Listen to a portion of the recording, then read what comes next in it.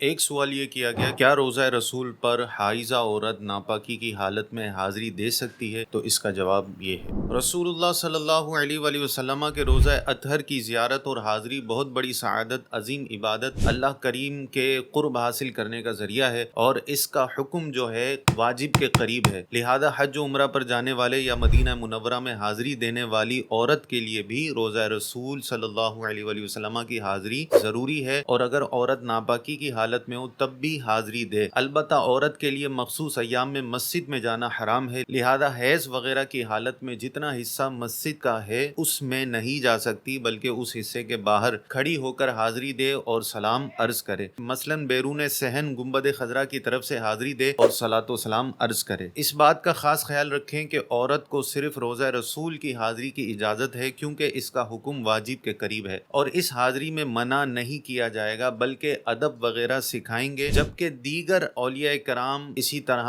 اپنے مرحومین کی قبروں پر یا عام قبرستان میں جانے کی اس کو مطلقاً اجازت نہیں ہے، اگرچہ با پردہ ہو۔ اسی طرح کی اسلامک نالج حاصل کرنے کے لیے ہمیں فالو کریں، اور اس ویڈیو کو لائک اور شیئر ضرور کیجیے گا۔